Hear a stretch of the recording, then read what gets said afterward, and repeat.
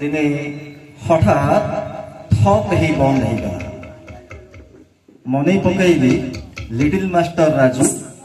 तार सखा सहोदर सुब्रत उदय प्रफुल्ल एमान हेमंतर शीतल पवनटा जिते आकाश मार्ग आसूला गोटे छोटिया प्रश्नबाजी सृष्टि है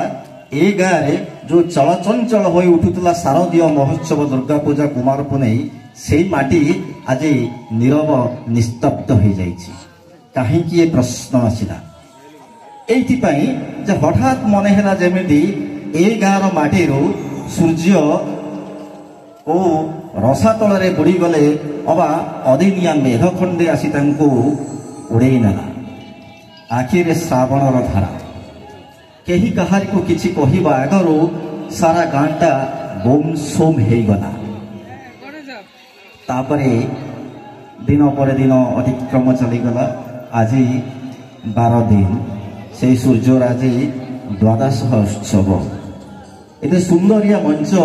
मंच उपर लिखाई द्वादश उपलक्षे अश्रुल श्रद्धांजलि मने मने निजको मंच तले ठिया है कि प्रश्नटी करुली सतरे आम कौन श्रद्धांजलि पालन करुचे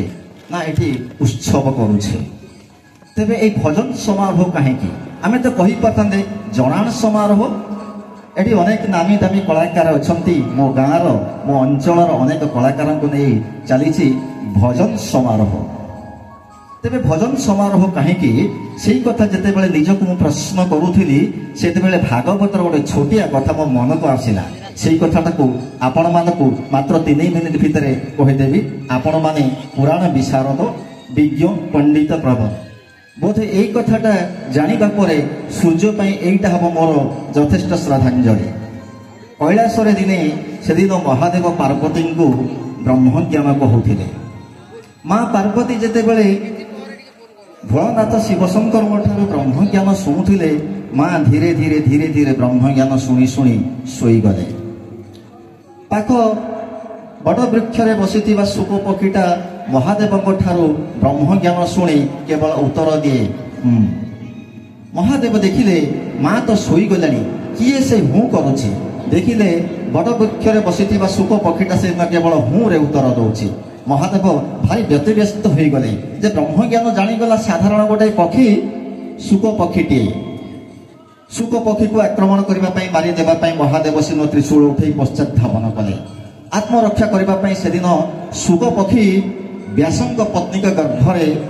आत्मगोपन कला दीर्घ दिन पर से शुक पक्षी शुकमुन हो जन्म है जिते शुकमुनि हो जन्म हो द्वापर जुगर अयम आरंभ हो द्वापर जुगर महाभारत शेष पर्यायर यज्ञ आरंभ है खांडव वनर प्रतिशोध नवाई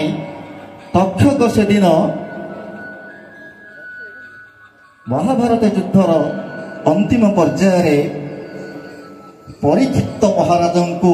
दंशन करने को चेष्टा कला सर्प रूप में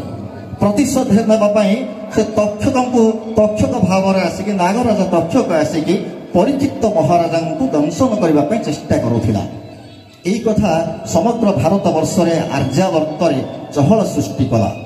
जदि परीक्षित महाराजा मरीजे ताहले भारत में क्षत्रिय शून्य हो चिंता पड़ा यार उपाय व्यासदेव को पचारागला एवं से जो शुकमुनि पक्षी ब्रह्मज्ञान शुणी से शुकमुनि आसिले एवं से शुकमुनि से दिन कही भागवत चर्चा कले परीक्षित महाराज को भागवत शुणाइले भागवत मात्र 4टा अक्षर आपण माने महाकार्तिक मासरे समस्त शुणुथिबे भागवत भरे भक्ति गरे ज्ञान बरे ब्रह्म तरे तत्व परीक्षित महाराजा भागवत शुणुचंती शुकमुनि कहउचंती एवं शुकमुनि जेते बेले ब्रह्मज्ञान कहउचंती सेही अवसर रे परीक्षित महाराजांकर महाप्रायण है से दिन ठारू सेही परंपरा आर्यावर्त भारत वर्ष रे सृष्टि है जदि जीव तार शेष मुहूर्त ब्रह्मवाणी शुणे तेबे निश्चित भाव में तार आत्मा परमात्मार विलीन होबो किंतु आमे 7 दिन भितर भागवत पारायण करि पारु नाही सेही परंपरा को मन रखी आरंभ होईछि ओडिशार पुरपल्ली रे भजन समारोह आमे गाँव 12 दिन 12 पत्र पकेला बेले संकीर्तन मंडली भाई माने संकीर्तन शुणाती से आत्मा शुणव परमात्मा ठारे विलीन हो तेणु सूर्य से श्रद्धांजलि पूर्वक आज मो गाँव युवगोष्ठी भाई माने करुचंती ए भजन समारोह से दिन प्रथम करी जेते बेले गाँ श्मशान घाटरू शव सत्कार कर फेर आसला कहारी मुहरे भाषा नथिला मु नीरव निस्पंद हो ठिया होइथिली आज की 700 वर्ष तलर सप्तदश शताब्दीर पंचसखा जुगर केउ जणे अनामध्य कवि जसवंत दास लिखि देथिले गोटी पद मो गाँव से माँ से कथा को मन पके पके कहूथिला आ से लाइन टा थिला के कांदीब दिन दशरे कुमर के कांदीब दिन 12 माता गर्भधारी निरंते कांदीब मरिबार जुगान्तर वास्तव से दिन गोटे माँ केवल कांदी ना मो गाँव गणित माँ मान आखिर श्रद्धांजलि पाई सूर्य तेणु सूर्य असूर्य न मानि लोक अंधीन तमस्यावृता जो सूर्य नहीं से पृथ्वी निश्चित भाव में अंधकार हो